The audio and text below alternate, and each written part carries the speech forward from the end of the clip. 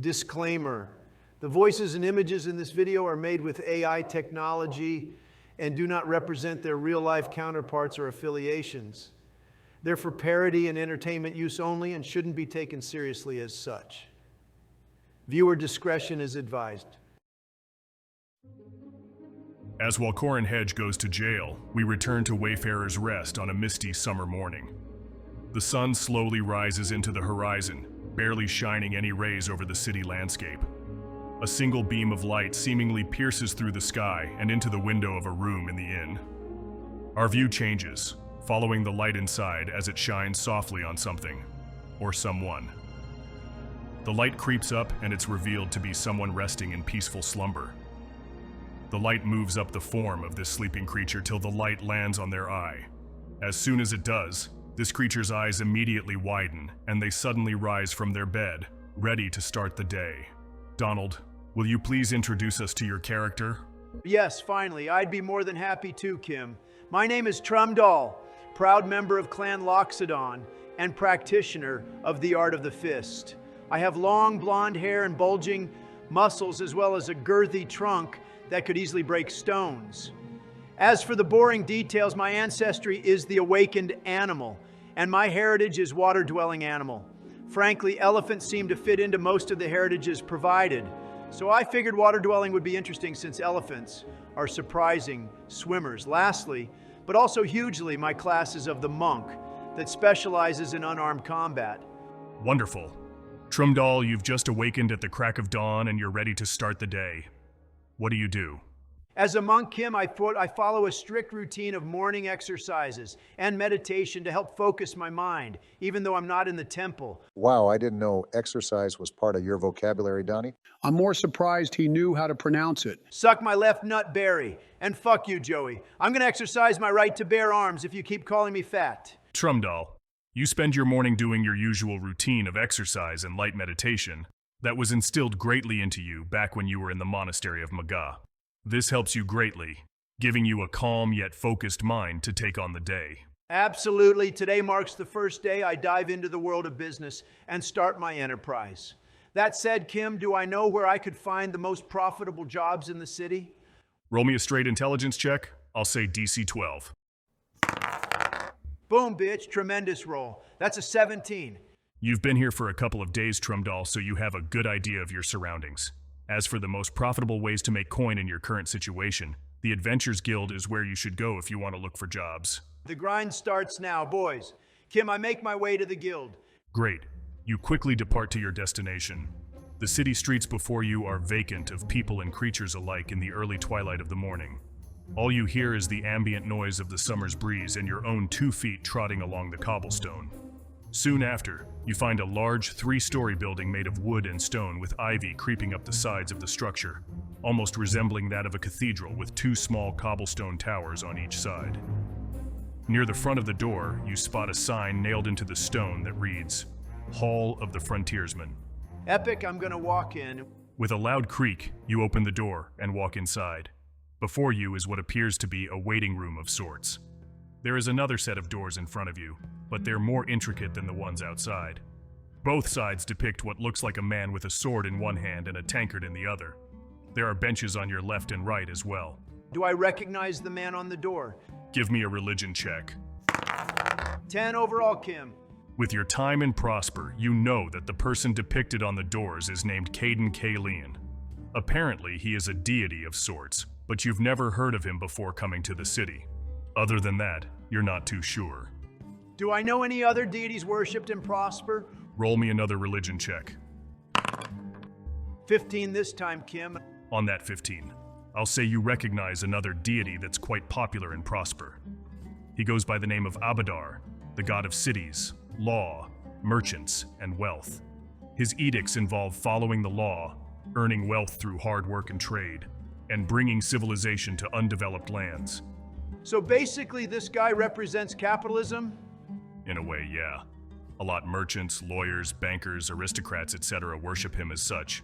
Huh, neat. Sounds like the kind of guy you can enjoy a round of golf with. Speaking of, when are we going to go a couple of rounds on your golf course, Trumby? I've been wanting to test out my new 9-iron. As soon as you stop sending people to try and hospitalize me, I've had to put up a barbed wire fence around my estate, and I've had to hire a whole TSA security team just so I can golf in peace. Hey, whoa, bro, I know we have our differences, but I'd never send someone to hurt my buddy. If I had to guess, that's one of Hillary's guys. Pretty sure she's still pissed about not being the first lady president. I know, bro, I'm just busting your balls. Hit me up later. I'm always down to beat your demented ass in. Haha, yeah, in your dreams, you orange creamsicle. You're going down. Wow, so wholesome. For real, my guy. Anywho, you walk through the double doors confidently and enter into the main hall. Despite the lack of people on your way here, you find that it is quite packed inside, full of different characters all looking at the jobs or contracts presented that day. You also see that there are two receptionists in front of you. One is writing something in a large booklet, while the other one is weighing a considerable amount of gold coins and putting them in piles. God, what a beautiful sight. I might cry a little. So what do you want to do? Kim, I want to talk to a representative about work or jobs they have available. The more profitable, the better. You walk up to the one writing and grab their attention, and they'll look up at you rather startled before fixing themselves. Then he says, Hey there, stranger. Welcome to the Hall of the Frontiersmen. You looking to sign up with the guild? Hello, my good sir. I've come to this establishment in search of your most difficult and most profitable job you have to offer, for I am Trumdal, the greatest warrior of Clan Loxodon. Oh, all right. What is your rank? My what? Your rank, sir. What's that? Okay, are you registered with an existing guild? No, not to my knowledge. Do you know what a guild is? You can't tie me down with your labels, little man. I'm a warrior embarking on the adventures of what your people call city life. Ah, I see. You're new. New. Yeah. So what do you have to offer? Well, since you're new to guild stuff, let me give you a rundown on how things work around here. The Frontiersman is a guild for adventures that take on requests made by the people of Prosper. Anyone who joins the Frontiersmen will receive a badge signifying their rank, and it acts as proof of membership, so don't lose it. For newbies, you'll start out as a greenhorn and can only take on contracts befitting your rank until you rank up to form a party. Tremendous. So how much is it to join? The fee is 10 gold pieces. Whew! That's almost all of my gold. That price is too absurd. I demand a lower fee. Kim, can I make a diplomacy check to get a lower price? Sure, go ahead, roll it. I got 10 overall. The receptionist looks at you and says, Listen, friend. This ain't a market where you can haggle with me. That 10 gold fee is something that everyone has to pay. That's the rule if you want to join. Absolutely rigged, Kim. Cry more, Donald. So, big guy, are you gonna pay? Fine, I give the 10 gold to the guy. See, that wasn't so hard. Here's a contract for you. Just sign your name and I'll get you squared away. Trumdal, you sign your name on the contract and hand it back to the receptionist with 10 gold pieces in hand. He reviews the contract and takes the gold, then presents you with a bronze badge in the shape of a bull's head. There, you're all set. Take a look at the contract board to see what's available for your rank. That's it? No tests, no trials, no challenging rituals to see if one is fit to join? Nope, anyone can join, but only those who seek to better themselves can climb the ranks. Those who can't quit or move on to other professions and leave that badge behind, usually letting it rust away to a green hunk of metal. It's the reason why we call newbies greenhorns. Oh, okay, that's cool, I guess. Little fun fact for you. Now go on, don't let me keep you waiting. Head over to the job board to your left there and take a gander. Once you find something you like, just bring the contract to me for approval.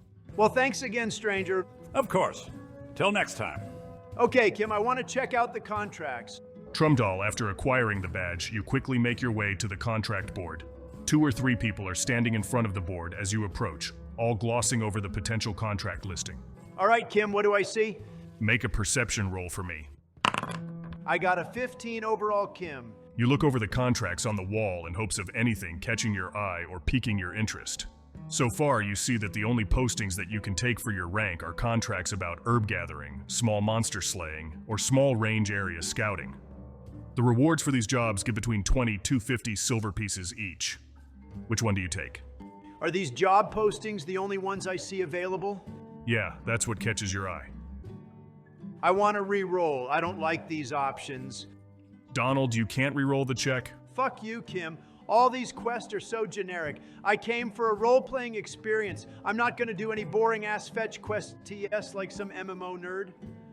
Give me something unique. Or is that too hard for you, Mr. Dungeon Loser? Fine. You want unique? I'll give you unique. You look closer to the board and then you spot something out the corner of your eye. You happen to see a contract nailed over an older piece of paper. You yank the parchment off the board and begin to peruse the contents, which says, "Help wanted, in need of extra hands at Rune Hands Elixirs. Must be tall and able-bodied. Must be willing to work hard and learn along the way. No experience required." You keep reading till your eyes reach the bottom of the page. There you see the pay is worth 2 gold a day. Oh, hell yeah, Kim. I'm going to take this contract and show it to the rep. Trumdahl, you excitingly take the sheet and briskly return to the rep at the desk, working away in his ledger. Hey, old man, I want to take this job right here. Well, that was fast. Let me see what you got there. He quickly looks over the contract, his face turning into that of confusion at the sheet before him. Say, friend, did you really get this from the board over there? Yeah, I did. There was a contract nailed over this one, and I happened to see it. Oh, I see. To be honest, I thought we got rid of this contract. Got rid of? Why is that? Well, we're the frontiersmen. We usually deal with the things that most folks can't deal with themselves, like monsters or bandits. We're not just a place where anyone can leave a job application for their store. It's just not professional, I tell you. Hey, Kim, I want to do a sense motive check on this guy. I feel like he's not telling me the whole story. Sure, roll for it. Hey, got a natural 18, Kim. Yeah, you definitely feel like he is not telling you the whole story. All right, I'll say, hey, listen here, my good man. While I am still new, I can tell that this contract reward is way more than whatever's being offered right now. You'd be an idiot not to take on this job. So why don't you tell me the real reason why this contract is still here? Ooh, that's good, Trimdahl. Give me a diplomacy check for that. Not bad. I got 19 overall. All right, fine. You got me. You see? There's this fellow named Cabby who runs this alchemy store not too far from here, and he asked the guild master if he could leave a contract on the board for anyone to take a look. Normally, we'd turn down these kinds of requests, but for some reason, the master gave him permission to post it. At first, a lot of the greenhorns were fighting over the contract due to the high pay. But they'd all come back saying that Cabby was impossible to work with and gave up.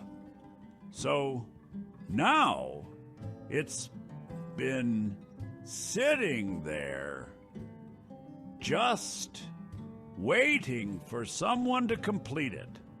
Why hasn't anyone more skilled tried to complete it? Anyone of higher rank saw that contract as beneath them or a waste of time. If I was a big shot frontiersman, I wouldn't bother being yelled at for 2 measly gold pieces. Plus, no one wants to help run a store. This is a place for adventuring. I don't know what the boss was thinking accepting Cabby's request. Difficult to work with, you say, huh? I want the job. Didn't you just hear me? You'd be better off finding a more suitable contract off the board. Don't waste your time doing trivial tasks for some store clerk. Nope, I've made up my mind. I need the gold, and I could learn a thing or two from this Cabby you speak of. The representative gives you one last look before exhaling a sigh at your steadfast resolve to take on this challenge. He then takes out a wooden handle and firmly stamps the contract. All right, fine, I'll approve it, but don't say I didn't warn you. That man can be a real handful, so watch yourself out there. All the information you need is on the sheet. Sweet, my first gig. I can already hear the coins in my pouch clinking away. Just remember that you represent the frontiersmen now. Make sure you represent the guild as best you can, so get going already. Right. Talk to you later, desk guy. Time to make some money. Kim, I'm going to start making my way to Cabby's shop. You quickly depart from the guild hall to your destination. Following the directions on the contract, you wind through corridors of open stalls and various vendors throughout the quiet market square till you arrive at a quaint house with bold letters saying, Runahan Elixirs right above the door. Kim, can I look inside to see if I can spot anything? Roll me a perception check. Not great, only 9 total. You try to peer through the window, but your gaze is met with a shelf filled to the brim with potions and a random assortment of ingredients you've never seen before. With how packed the contents are, it's hard to tell what the inside of the shop looks like or if anyone is inside. Damn, guess I'll just head in. You swing open the door and head inside as a bell jingles ever so lightly, announcing your presence to anyone inside. You step forward and you see that the shop is stocked full of potions, ingredients, and alchemy equipment, locked behind wooden shelves with glass windows for any onlooker to observe and peruse. It's more than you could anticipate from the brief look you had outside the window. Taking in the sight, you hear the light tapping of feet as a voice echoes out. Sorry we're not open quite yet. If you give me a couple more minutes, I'll be right with you. Kim, I'm gonna shout to the voice. Hey, I'm not here to buy anything. I'm actually looking for a Cabby rune hand. I got a contract for a job they posted. The voice then shouts, What? Contract? Hold on. I'll be right out. You hear the creaking of wood followed by the clacking glass and loose paper as little footsteps can be heard patterning across the shop floor. Your attention moves over to what looks like a stool that is being moved closer to the counter. Then, a gnome scrabbles on top of the stool with his back towards you and dusts himself off before turning to greet you, Trumdal. All right, who's asking about? Holy crap, you're huge. You're a goddamn elephant. Yes. Yes, I am. I guess you're Cabby? Yeah, that's me. Who are you? The name is Trumdal, proud member of Clan Loxodon, and the greatest warrior of all time. After that, Kim, I'm gonna start flexing my muscles at the little gnome man. Okay, but why? To entice him, of course. Have you never heard of first impressions? I'm gonna wow him with my physical prowess. Okay, sure, why not? Give me a performance check. Oh yeah, baby, that's a 19 total. You begin to flex your muscles at Cabby, switching between various poses that emphasize each part of your body from your arms all the way down to your calves before striking a vacuum pose at the little gnome man. There's a moment of pause between you and Cabby. The awkward silence grows denser with each passing second as Cabby looks you up and down with bewilderment. Then Cabby breaks the tension by saying, You know, I've thought I've seen plenty of strange creatures walk through my doors, but I've never thought I'd see a talking elephant come into my shop and flex at me. So, I'm guessing you've never seen someone of my kind here before, huh? Nope, can't say I have stranger. Sure, I've had beast folk walk through my shop, but you've definitely got more beast than folk inside ya. No offense, by the way. Hey, that's fucking rude to say. I'll have you know that people of my stature are more civilized and humble than any elf or human you'd ever meet. Even if my kind rarely visit places so populated with humanoids. My apologies. Forgive my ignorance, my big friend. It's just surprising to see someone like you is all. I know, I'm 1 in a million for sure. All right, so what can I help you with then? As you can see, I'm not open quite yet. I'm here for this. Kim, I'm then gonna pull out the contract and hold it in front of Cabby's. You unfurl the contract and hold it in front of Cabby, who leans in and begins to examine the paper, mumbling as he briefly reads through. Well, damn, I thought the guild got rid of these contracts. Well, luckily there was one more left, and I happen to need coin. So when do I start, old-timer? All right, hold your elephants. Don't get your hopes up. I'm very selective of who I work with. First off, how strong are you? I got heavy equipment that needs lifting, and I got no time for scrawny guys. Trumdal, give me a straight-up strength check. I'm almost offended that you even asked, Kim. Here goes. That's a dirty 20, Kim. I'm just that good. Epic. Do you care to describe what happens? Certainly, Kim. I'm gonna pick up 2 wooden barrels filled with random stuff and just start arm curling them. Afterwards, I'm gonna lift them over my head, then slam them on the ground. Not enough to break them, but just enough to shake Cabby's stool and stare at him. Troomdal, after your display of strength, Cabby is left quite dumbfounded as a look of surprise covers his face. He then recovers and says, Yep, you definitely got the muscles to work here. Next, I want to see how well your customer service skills are. Imagine I just walked into the store. How do you greet me? Okay, Troomdal, give me a performance check this time. Okay, I say, hello, sir, welcome to Cabby's Potion Shop. What are you buying? It's only a 15 overall. Not bad, but that's not the name of the shop. It's okay, though. We'll work on it. And lastly, do you have any work experience? No, this is my first time getting a job. I just joined the Frontiersmen, but I have been instructed in deadly martial arts through rigorous training since childhood. What, a martial artist? What are you, a monk or something? Yeah. If that's true, why would a monk bother working a job? I thought monks were supposed to be the spiritual type. You know, no worldly possessions and all that crap. Well, old-timer, to make a long story short, I was sent on a journey of self-discovery, and my path has led me here to your store. Whether it is fate or pure coincidence, I am here now. Also, I want to run a business at some point in my life, and I feel like I could learn a thing or two from you. Kim, can I do a persuasion check on Cabby? Sure, give me a persuasion check. That's a nat fucking 20, baby. With the words spoken followed by that amazing roll, Cabby closes his eyes and ponders for a while, nodding to himself as he's weighing the pros and cons of your employment. Then, with the clap of his hands, he opens his eyes and says to you, All right, you've convinced me. Here, take this. Cabby hops off his stool, and you can hear him rummaging under the counter till a comically small apron smacks you in the face, Troomdal.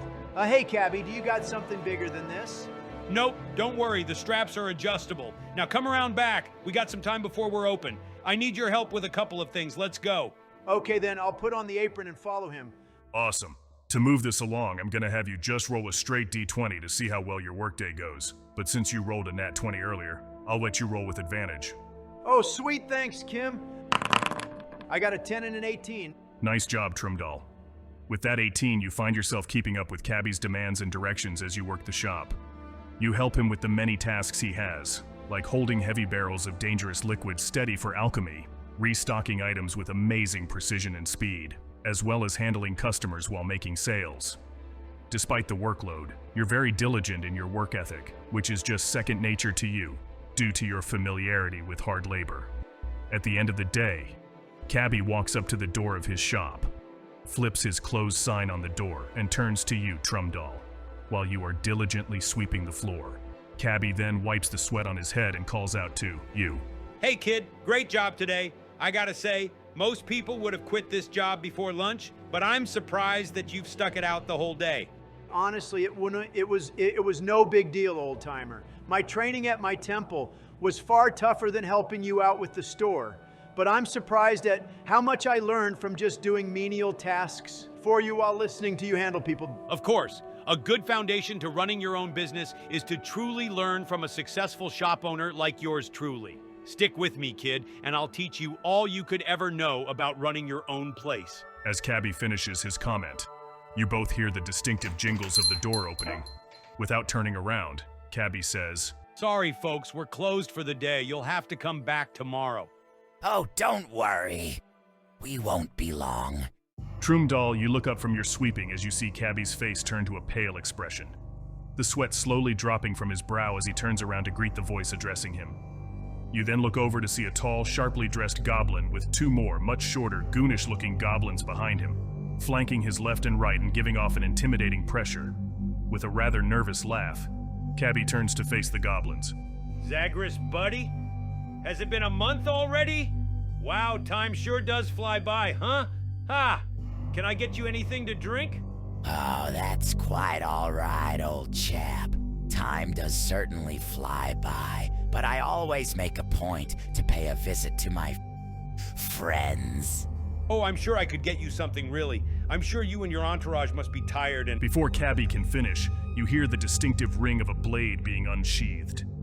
You look to see Zagreus holding a dagger, twirling it skillfully as he gets into Cabby's personal space.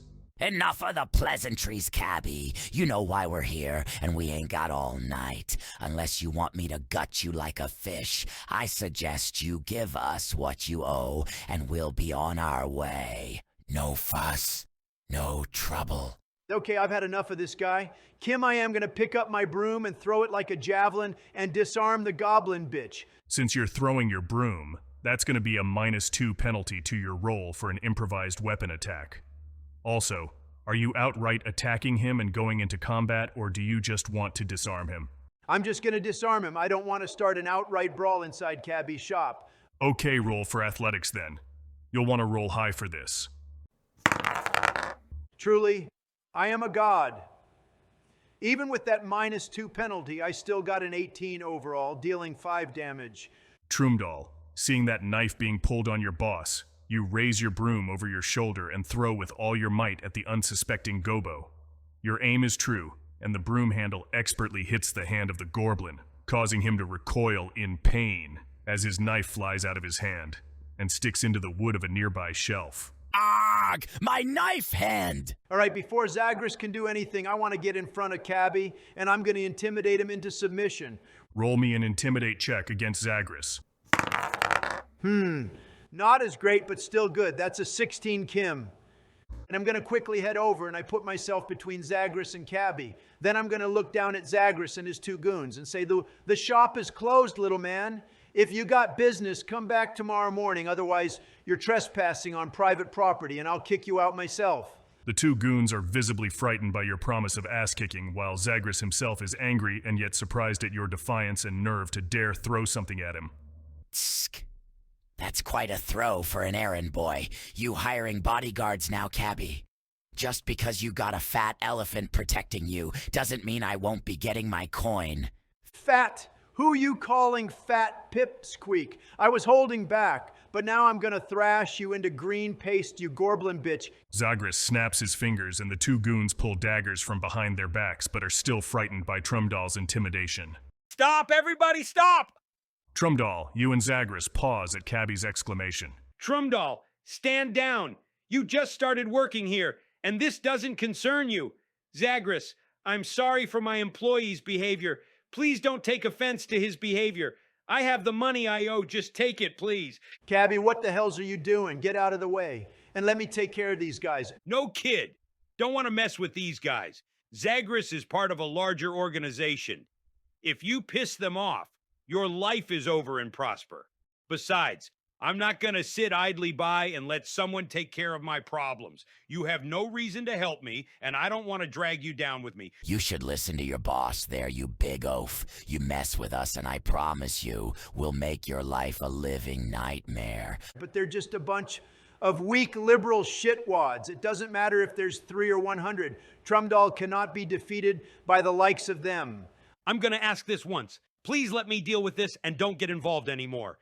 The pause between you and Cabby grows as you contemplate Cabby's plea to not get involved with his problems anymore. You can feel the tension growing as the quiet atmosphere of this standoff grows heavy on your shoulders. What do you do, Trumdal?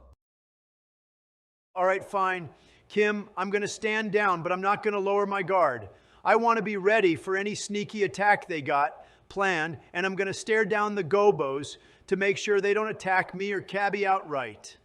Out of respect for Cabby's request, you lower your stance to a neutral position, but remain on high alert for anything Zagreus tries to pull. Cabby then pulls out a large pouch and shakes it, giving off the familiar sound of coins clinking against each other. He then walks around you, Trumdal, and approaches slowly, gently placing the bag of gold before the goblins, before running back to the safety of your massive frame. That's all the money I owe you for this month and for last month. You can count it out if you want. I won't cheat you out of a single gold piece. Zagreus and his bodyguards, still holding their weapons to attack, look at both of you, then at the bag of gold. Without breaking eye contact with you, Trumdal, Zagreus makes a sharp whistle, and one of the guard goblins seizes the bag before you and opens it. He begins to count it vigorously, and gives a nod to Zagreus. Right. Looks like we got what was owed, but what about my injury? Your boy there could have taken my hand off throwing that broom there, and now my knife is all chipped and dulled. Seeing how he's your responsibility, I'd say it's more than fair that you help remedy this injustice done to me and my crew. All right, fine, just take it. Cabby tosses out a smaller pouch towards Zagreus, and he swiftly catches it. There's 20 gold pieces in there. That should be more than enough. Zagreus tosses the bag in the air a couple times, listening to the satisfying clink of coins each time it lands in his hands, before slowly giving a wicked grin. Well then, everything should be in order now. We'll go ahead and take our leave for the night. The goblin gang turn around and start heading out the door, but as Zagreus opens the door, he pauses for just a moment and turns his head slightly towards you and Cabby. Oh, and Cabby, next time you or your broom boy ever tries that shit again, we won't be as forgiving as we were today. With that warning, Zagreus and his gang of gobos slam the door behind them and leave you and Cabby alone once again in the shop. After a couple of seconds, Cabby suddenly turns to you and says, What the hell were you thinking attacking Zagreus like that? Don't you know the danger you put yourself in? What? Hey, old timer, in case you hadn't noticed, I tried to save your small hide, and I was about to kick out those little green shits for trying to mess with you and your shop. But no, you still gave them your hard-earned gold. So, what gives? Cabby pauses for a moment, contemplating what to tell you. Then he gives a loud sigh and goes to sit down at the nearest chair. He then says, Listen, kid, don't get me wrong. I appreciate you stepping up in that situation. Most folks here would have just minded their own business. The thing is, that particular goblin, Zagreus, is a dangerous man to go against. I'll spare you the details, but the bottom line is that I've borrowed gold from him, and I've been paying him each month till it's settled. With business being slow for me, however, it's been rather hard paying him back. Kim, can I make a persuasion check to get him to spill the beans on Zagreus? It feels like there's more to it than just borrowing gold. Sure, go ahead and roll. Hey, old man, there's definitely more going on than you just owing money to a sleazy loan shark. Just tell me about it and I can help you. I got a 10 total. Absolutely rigged. Trumdoll, you want to ask more about Zagreus, but Cabby shakes his head. Sorry, kid. It's best you don't get involved with him any further than what you've done today. It's better to leave it as is. Fine, I'll leave it alone for now. That said, did you really give him all your gold? I thought I was getting paid. Relax, I made sure to put aside your cut for today's work. Here. Cabby tosses you a small pouch. Trumdoll, you catch it in your hand and feel the weight of the gold inside. I take a look inside, Kim. You look inside and you count 10 gold pieces. Whoa! Hey, old man, you gave me too much gold. I thought it was 2 gold a day. Yeah, I know. But the way I see it, you've helped me out with my store better than anyone I've ever hired. Plus, the look on Zagreus's face when you disarmed him with a broom, that was priceless. Ha ha! Courage to stand up against thugs like that should be rewarded. Ha ha! Exactly. Thank you for recognizing my strength, old man. I knew you were a good guy. Well, don't say that just yet, kid, because what I gave you is the last of my coin. Therefore, I can't afford to pay you anymore, and I have to let you go. Ooh, wait, I'm fired? Afraid so. I'd like to have you employed permanently, but you're an adventurer. Someone of your skill shouldn't be locked up in a shabby shop like mine. That, and I think it's best if you avoid Zagreus for now. I know that you're very capable of protecting yourself. Just promise me you won't go and try to pick a fight with him. That little goblin likes to hold a grudge, and he can make your life in Prosper a difficult one to live. Well, Zagreus can try to attack me anytime he wants. I'll kick his ass, no sweat. That said, I'll avoid it for now. I promise I won't pick a fight with him. Thanks, kid. Not gonna lie. If you do have to fight him, I look forward to the day that you kick his scrawny little goblin behind. As for the gold, think of it as a small loan. Something to make sure you come back and visit me. Thanks, old timer. I've definitely learned a lot from you, and I swear I'll pay you back for your generosity. Think nothing of it. For now, you still work for me, and we still gotta clean up before you take your leave. Just wait till I become rich and famous. I'll be more than happy to finance your shop and become your boss, you crusty gnome. Ha ha ha! We'll see about that, you muscle-headed elephant. Get back to work. With that, you both clean and close up the shop. It's around nighttime when you're finished, and you wave goodbye to Cabby before leaving the shop.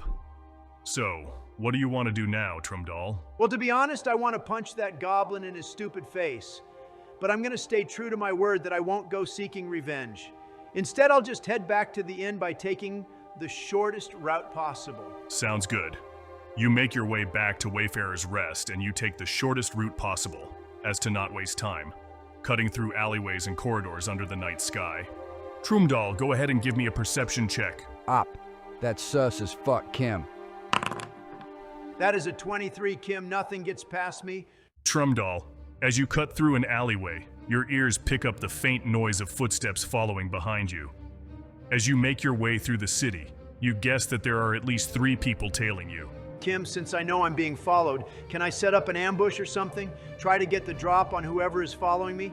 Sure, let's say you roll me a society check to see if you know where you need to go, and a perception check to see if you can use anything in the area to your advantage. Oof, I got an 8 for the society check, but I rolled tremendously for perception, which was a 22. Because of your focus on listening to your pursuers, you end up taking a turn to an unfamiliar part of Prosper's back alleys, and you are effectively lost. That said, because of your high perception, there's enough crates and debris to set up a good hiding spot. It's good enough. Kim, I'm gonna pause for a moment before sprinting into the alleyway and try to make a good hiding spot. Trumdal, you pause for a moment in hopes of luring your unknown assailants in closer.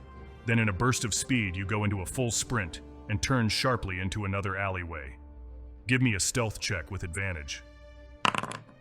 16 was my highest, making it a 21 total. As you turn the corner into the cluttered alley of wooden crates and random debris, you duck behind a large group of crates that effectively conceal your body.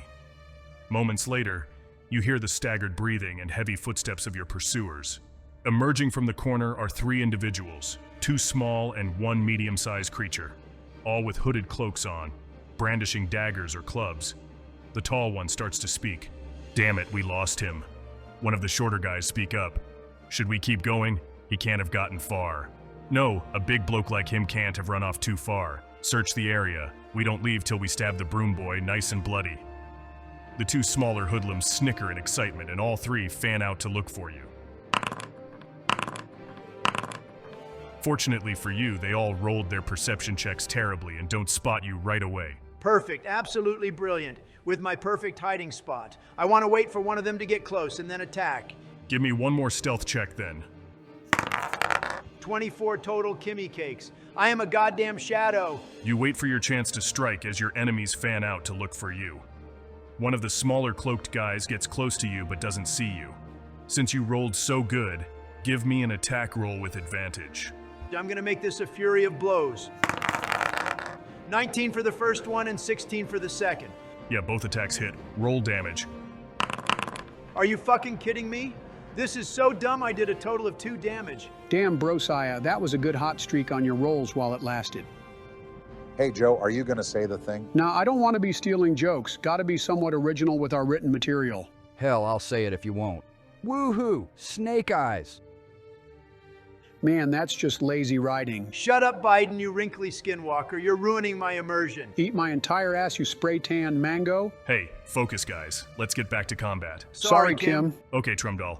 As soon as the cloaked assailant comes within striking distance, you burst from your hiding spot in a flurry of fists and flying debris, landing 2 hits. On your foe dealing 2 damage as he is knocked back a little. As your fist connects, the hood of your target flies off and you can see that it was one of the goblins that was with Zagreus earlier. Ow! That hurt, you oversized bastard. Hey, I recognize you. You're one of the little gobo whelps who cowered behind your boss at Cabby's shop. Hey, I wasn't scared. I was protecting me boss from attacks from the rear. Yeah, right, you little green bitch. You were about to pee your pants at the mere sight of my mask. No, you lie. The tallest of the group unfurls his hood to reveal a battle-hardened face covered in scars and an eye patch over one eye. The hobgoblin then yells, "Shut the hells up over there. Stop screwing around and let's bleed this idiot. Boss wants it done nice and proper." Kim, I'm gonna yell at the group, "Boss? Let me guess, Zagreus sent you to rough me up? Teach me a lesson after easily disarming him? Well, too bad I am Trumdal, the greatest warrior of all time." The eye patch guys yells back to you, "I don't give a damn who you are. All we're here to do is to make you learn not to fuck with us or our boss. We run these streets, and we'll be damned if we let some fat, leathery elephant disrespect us in that tone." Kim, I'm gonna try to intimidate them all by saying, "Listen, all of you. I'm giving you one last chance to back off and I'll forget this ever happened. If not, I'll beat you 3 so bad, you'll be sipping health potions out of a straw for weeks. Give me a roll. 17 total on the dice. You've definitely scared the 2 smaller guys and they step back in a moment of hesitation. But the hobgoblin rolls a nat 20 for his own intimidation. Bullshit. Absolutely rigged, Kim. He glares at the 2 and they immediately freeze in place, his eye almost piercing into their souls, with an unending anger for their lack of obedience. They both realize that if they run, they'll be killed by the hobgoblin, so they're back into the fight, seemingly reinvigorated by the hobgoblin's cold death glare. He then says, "I want his trunk on a silver platter. Get him." Fine, we tried it the nice way. Now we do it the Trumdahl way. Roll for initiative. Let's fucking go, baby. Nat fucking 20. The cloaked goblin rolled an 11, the goblin you know rolled a 16, and the hobgoblin rolled a 6. Trumdahl, you are first to act. Okay, first I'm gonna use my monk feet and go into my dragon stance, which allows me to make leg attacks for 1d10 bludgeoning damage. Then I'm gonna move up to the closest target and attack him with a flurry of blows. Does a dirty 20 and a 15 hit? Yep, both hit, roll damage. That's an 8 and a 4 plus 4 bludgeoning damage, making it 16 damage overall. Trumdahl, the closest target is the still unknown assailant. You enter into your dragon stance and give a mighty roar before charging at him with great speed and give him 2 powerful kicks before he has time to react. The force was so tremendous that you sent this 4-foot-tall creature flying into a wall with a great crash. He is immediately knocked out of the fight. Ha ha ha, take that, weaklings. Damn. Not gonna lie, I didn't think you'd one-shot him. I'm gonna have to make the enemies tougher later on. My fury is inevitable. Right, next up is the other Gobo. First, he's going to move right behind you, so now you're in the middle of both combatants. Then he's gonna use his last 2 actions to attack you. Oof, he rolled a 7 and an 8, so he misses entirely. He frantically tries to slash you with his dagger, but he is definitely an amateur to combat as you dodge all his attacks. Now it's the big guy's turn. He pulls out a scary-looking mace and charges at you. Oh my god, he rolled a nat 1. Let's fucking go, baby. He goes for a wide swing of his mace, but you see that shit coming from a mile away as you dodge the incoming attack with barely any effort. He is gonna make one more attack with his last action. He got a total of 19, which unfortunately goes down to 14 with the attack penalty, and his attack misses again. Trumdahl, it's your turn. Kim, question. I'm still in my dragon stance, right? Yep. You stay in your stance until you're knocked out, enter a new stance, exit combat, or if the requirements to use said stance are violated. Fantastic. For my first action, I'm gonna flurry of blows at the small guy first. I rolled a nat 20 and an 18 on the dice to hit. Hot damn, both attacks hit. Oh, by the way, when you make a critical hit in Pathfinder, you double the damage of your attack instead of rolling damage again. Hell yes. First, I'll roll my regular damage. That's 4 bludgeoning damage. Now I'm gonna roll my crit, which is a 9 on the dice, so 18 overall. So I deal a total of 22 bludgeoning damage. My god, Donald, you just obliterated him. Do you want to narrate what happens? Absolutely. With my powerful legs, I first kick the last small man right in the chest to discombobulate him.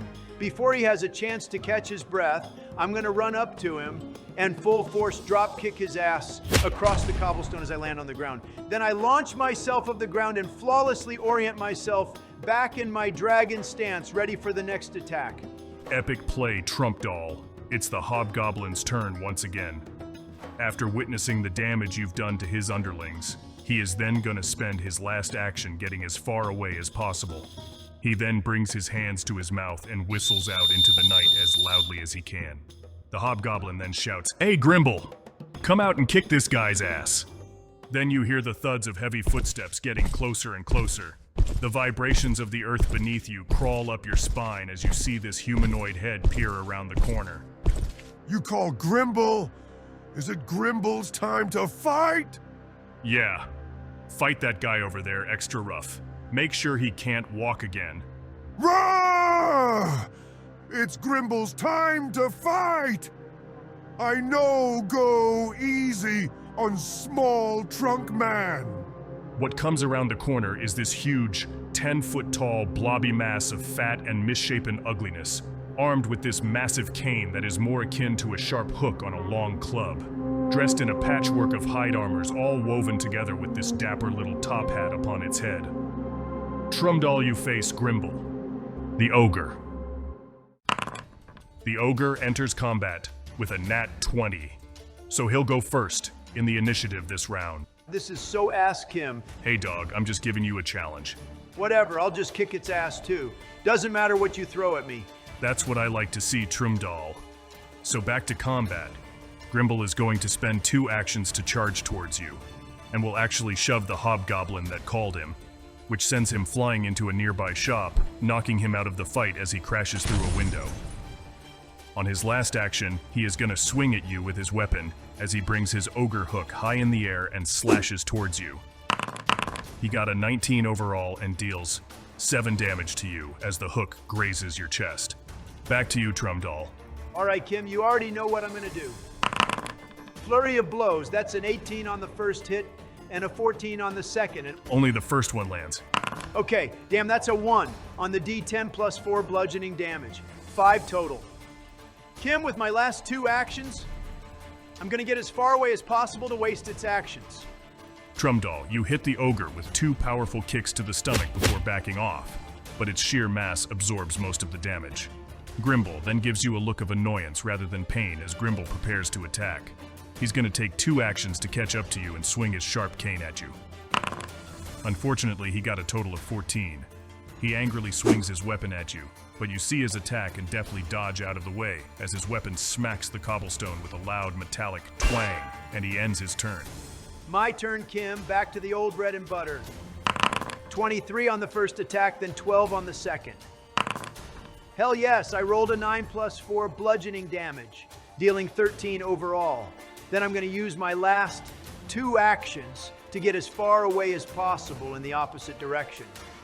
You deliver another powerful kick, but this time your strike lands true on Grimble's chin, causing him to recoil in pain as he screams at you. Oh, stop running away from Grimble, you coward trunk man! Just try and chase me, you little bitch. I could run laps around you all day. Grrr! Grrr! Grimble hates chase of goose! In a rage, Grimble is again going to use his 2 actions to chase after you, then attack. Grimble rolls a 17 overall and deals 16 damage as his hook finally lands and slashes across your chest, leaving a nasty gash in its wake. Oof, this isn't good, guys. I'm down to 1 health. Oh no, Trumpy, my boy, don't you die on me, buddy. Your turn, Trumdoll, make it count. Damn, Kim, looks like you're about to kill me off the campaign. Unfortunately for Grimble, I'm ending this fight. Right here. Right now. Oh, snap. Do it to him, Donnie. My boy got that dog in him. Same attack, Kimmy boy. All or nothing. I rolled a 19 and a natural freaking 20, making a total of 27 damage.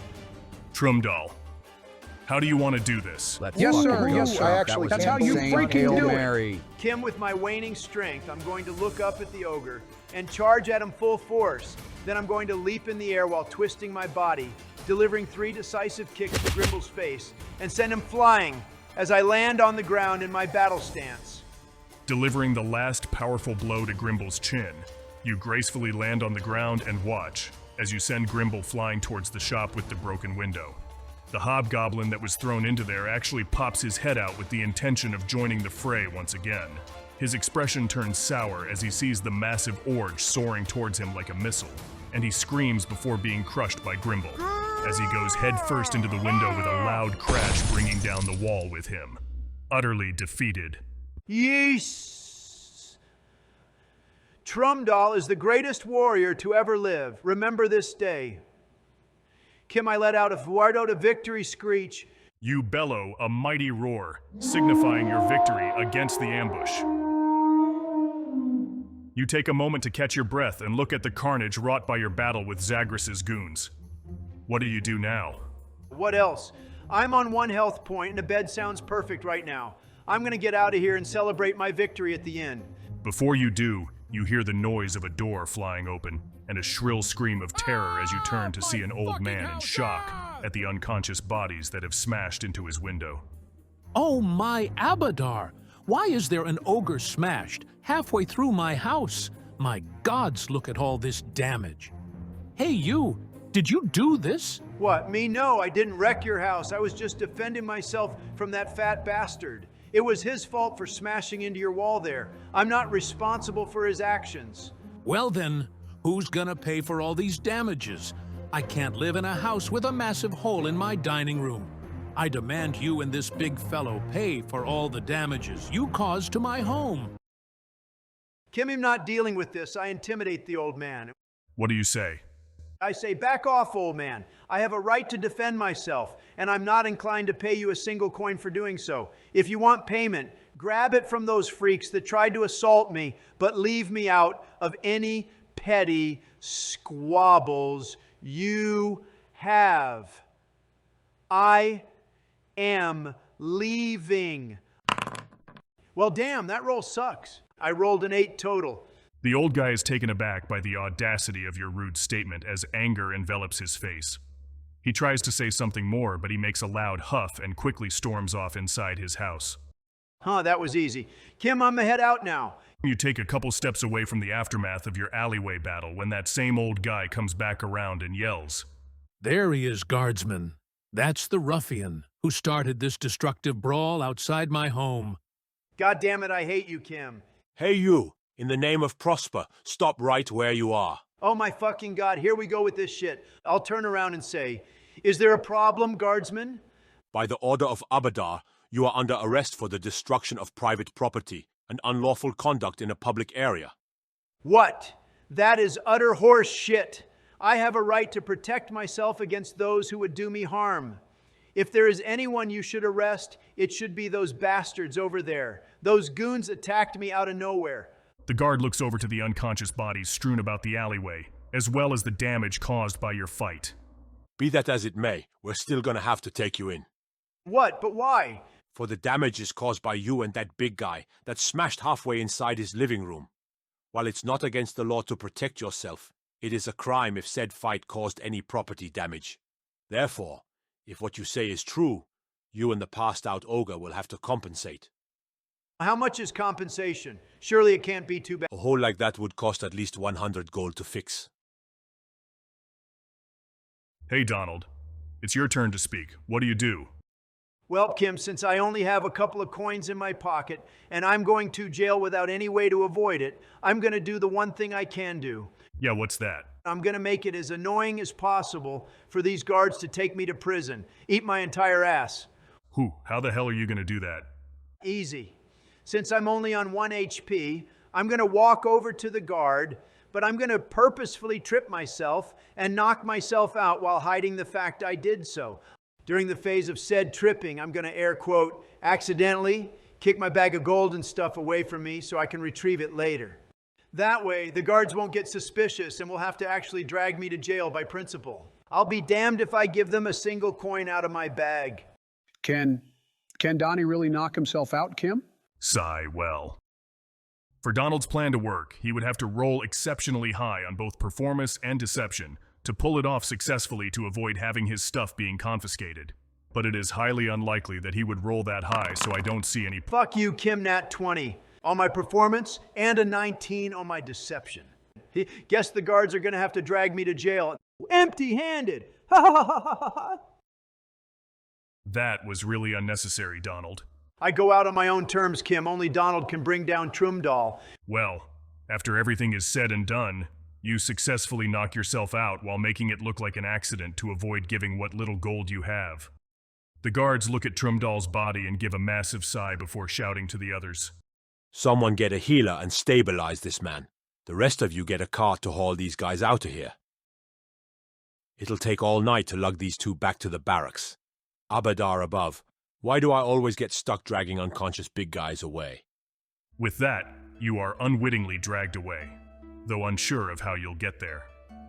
There is no doubt what awaits you is the cold embrace of iron bars and cold cobblestone, marking the end of your first day, and probably your last time working in retail.